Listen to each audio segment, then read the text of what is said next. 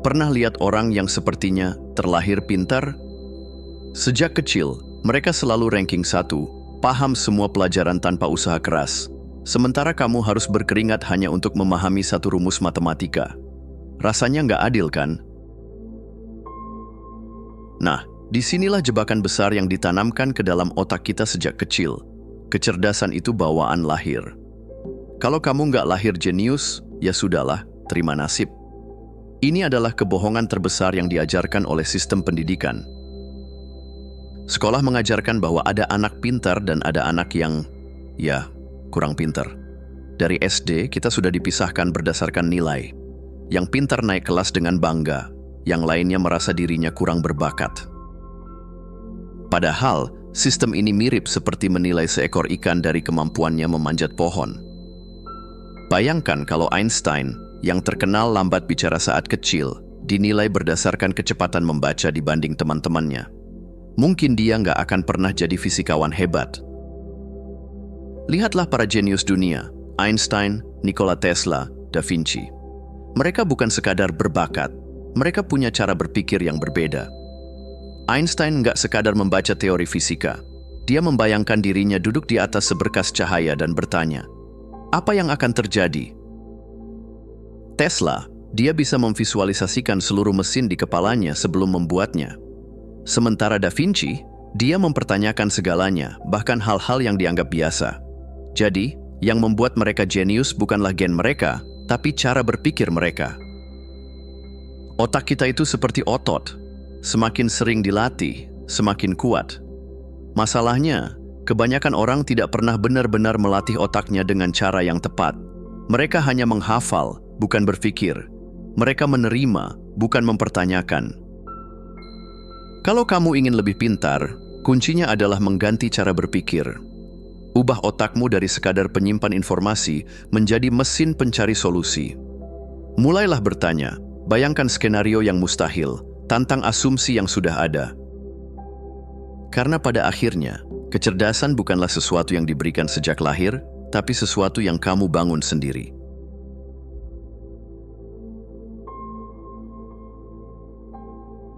Pernah nggak kamu merasa sekolah lebih banyak mengajarkan cara menghafal ketimbang cara berpikir? Dari kecil kita disuruh duduk rapi, mendengarkan guru, mencatat setiap kata, lalu diuji seberapa banyak yang bisa kita ingat. Kalau bisa menghafal dengan baik, dapat nilai bagus. Kalau tidak, ya dianggap kurang pintar. Tapi ada satu pertanyaan penting, apakah kecerdasan itu soal seberapa banyak kamu bisa menghafal? Atau seberapa baik kamu bisa berpikir? Kalau kamu merasa sekolah lebih sering membunuh rasa penasaran ketimbang menumbuhkannya, kamu nggak sendiri. Sistem pendidikan modern awalnya dirancang untuk menghasilkan pekerja yang patuh, bukan pemikir yang kritis. Makanya dari dulu sekolah lebih fokus pada kepatuhan, hafalan, dan menerima fakta tanpa pertanyaan. Kamu nggak diajarkan untuk mempertanyakan, tapi disuruh menerima. Bukannya diajari cara memahami konsep, tapi diminta mengulang teori yang sudah ada. Akhirnya, kebanyakan orang tumbuh dengan mindset ikuti aturan daripada ciptakan sesuatu yang baru. Coba lihat bagaimana orang-orang jenius belajar. Einstein nggak membaca buku lalu menghafalnya. Dia membayangkan bagaimana rasanya melaju dengan kecepatan cahaya. Tesla nggak sekadar membaca teori listrik. Dia membangun dunia visual di dalam pikirannya. Da Vinci, dia mempertanyakan segalanya, dari cara burung terbang sampai struktur tubuh manusia. Mereka nggak belajar dengan cara sekolah mengajarkan kita belajar. Mereka nggak sekadar menyerap informasi, tapi mengolahnya dengan cara yang unik. Sekolah nggak pernah mengajarkan kita bagaimana cara menggunakan otak kita secara maksimal. Kita dikasih banyak informasi, tapi nggak dikasih tahu cara memprosesnya dengan efektif. Bayangkan kalau kamu punya komputer super canggih, tapi kamu cuma pakai buat mengetik di Microsoft Word. Sayang banget kan? Otakmu jauh lebih canggih dari yang kamu kira. Tapi kalau kamu masih mengikuti pola lama, menghafal tanpa memahami, menerima tanpa mempertanyakan, kamu cuma menggunakan sebagian kecil dari potensimu. Saatnya mulai berpikir seperti para jenius. Bayangkan, pertanyakan, dan ubah cara otakmu bekerja.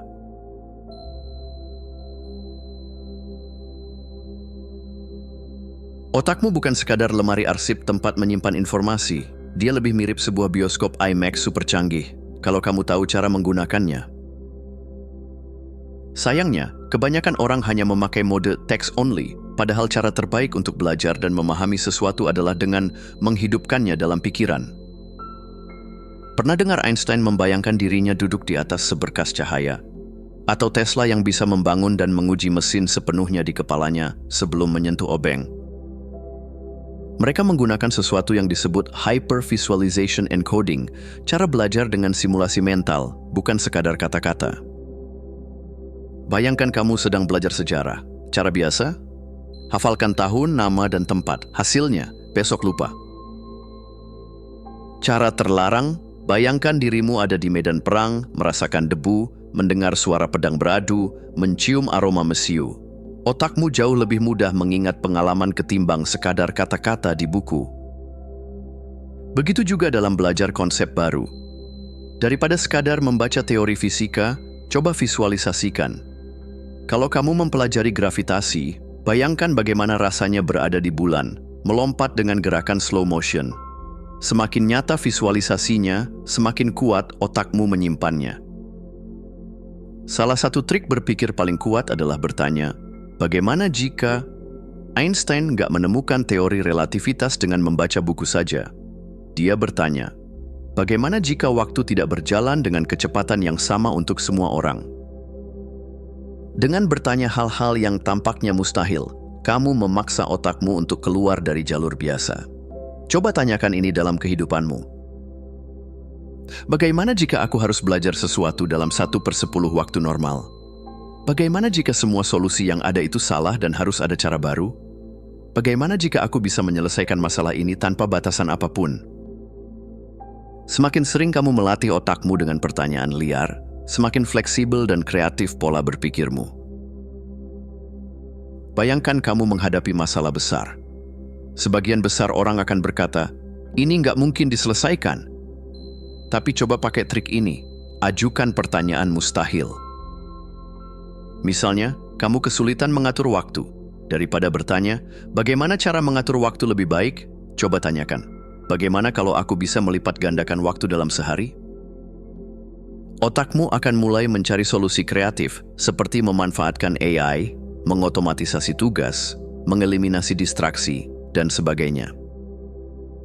Intinya, berhenti berpikir seperti kebanyakan orang. Mulai gunakan imajinasi seperti para jenius.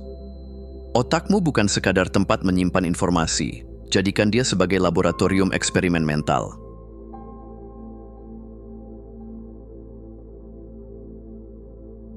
Menjadi pintar itu keren. Kamu bisa memahami konsep rumit, melihat pola yang orang lain lewatkan, dan mungkin bisa memecahkan masalah besar di dunia. Tapi ada satu sisi gelap yang jarang dibahas, yaitu kecerdasan ekstrim bisa menjadi beban yang berat. Semakin tinggi kecerdasan seseorang, semakin besar kemungkinan mereka merasa terisolasi, overthinking, atau bahkan terjebak dalam siklus eksistensial yang melelahkan. Para jenius seperti Tesla, Nietzsche, dan bahkan Einstein mengalami hal ini. Jadi kalau kamu merasa terlalu banyak berpikir, sulit terhubung dengan orang lain, atau merasa terbebani oleh wawasan yang kamu miliki, selamat, kamu nggak sendirian. Tapi tenang, ada cara untuk mengelolanya. Kamu pernah merasa ngobrol dengan orang lain itu melelahkan karena mereka nggak bisa mengikuti cara berpikirmu? Atau merasa frustrasi karena kamu melihat solusi yang jelas, tapi orang-orang tetap stuck dalam pola lama? Ini yang terjadi pada banyak pemikir besar. Nietzsche berakhir dengan gangguan mental, Tesla hidup sendirian tanpa banyak teman, dan Einstein sering merasa kesulitan berkomunikasi dengan orang biasa. Semakin kompleks cara berpikirmu, semakin sedikit orang yang bisa benar-benar mengerti. Kalau dibiarkan, ini bisa membuatmu merasa terasing atau bahkan kehilangan semangat untuk berbagi ide. Jangan khawatir, ada cara untuk tetap jenius tanpa kehilangan kewarasan. 1. Jaringan dengan pemikir selevel. Temukan komunitas atau orang-orang yang bisa memahami pola berpikirmu. Diskusi yang mendalam bisa sangat menyegarkan, seperti menemukan oase di tengah gurun. 2. Kuasai seni komunikasi sederhana. Kadang masalahnya bukan orang lain yang terlalu biasa, tapi kamu yang belum bisa menyampaikan ide dengan sederhana. Einstein bisa menjelaskan relativitas ke anak-anak, jadi kalau orang kok nggak paham idemu, mungkin kamu perlu latihan menjelaskannya dengan lebih simpel. 3. Berpikir mendalam tidak sama dengan overthinking. Ada batas antara menganalisis sesuatu dan terjebak dalam spiral pemikiran tanpa ujung. Gunakan teknik seperti time boxing, yaitu berikan dirimu batas waktu untuk berpikir, lalu ambil keputusan, dan lanjutkan. 4. Jangan biarkan pengetahuan membuatmu sinis. Semakin banyak yang kamu tahu, semakin mudah untuk melihat kesalahan dunia. Tapi kalau kamu hanya fokus pada kekacauan tanpa mencari solusi, itu bisa menggerogoti mentalmu. Ubah pola dari mengkritik menjadi menciptakan solusi. Menjadi pintar itu berkah, tapi juga bisa jadi jebakan kalau kamu nggak tahu cara menyeimbangkannya. Ingat, kecerdasan terbaik bukanlah yang paling kompleks, tapi yang paling bisa digunakan untuk menciptakan sesuatu yang berarti.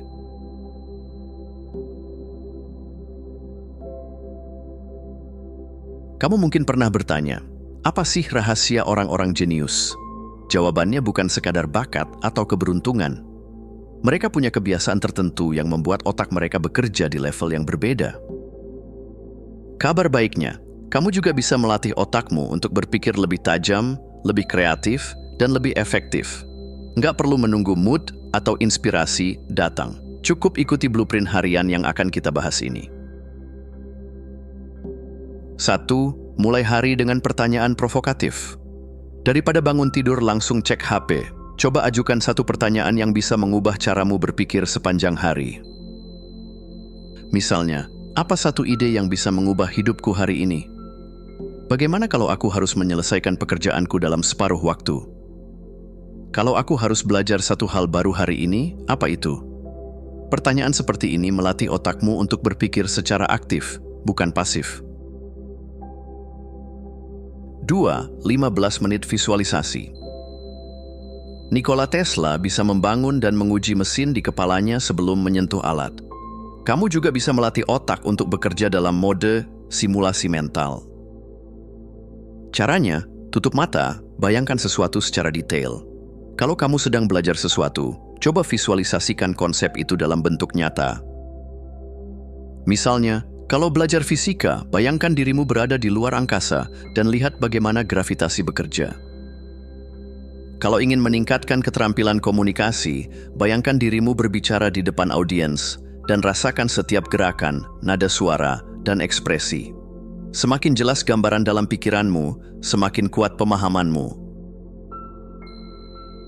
3. Intelligent sprints atau belajar dalam mode cepat.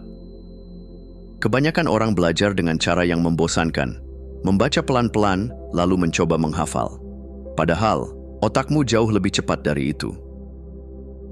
Coba trik ini.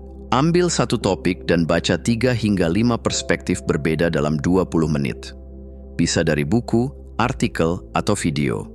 Kemudian tutup semua sumber, lalu coba jelaskan kembali dengan kata-katamu sendiri.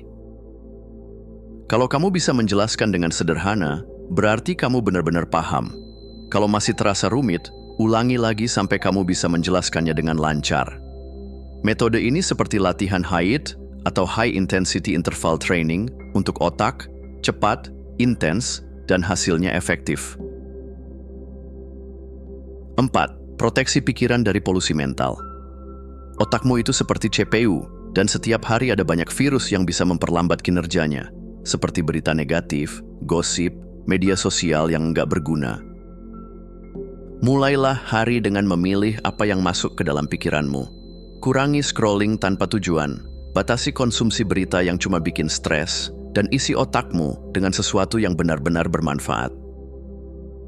Jenius bukan soal IQ tinggi, tapi soal bagaimana kamu melatih otakmu setiap hari. Dengan blueprint ini, kamu nggak hanya jadi lebih pintar, tapi juga lebih tajam, lebih kreatif, dan lebih fokus. Terima kasih sudah menonton. Jangan lupa untuk klik tombol like, subscribe, dan tinggalkan jejak di kolom komentar. Kami sangat menghargai setiap dukungan dari kalian. Semoga hari-hari kalian menyenangkan, dan sampai jumpa di video selanjutnya.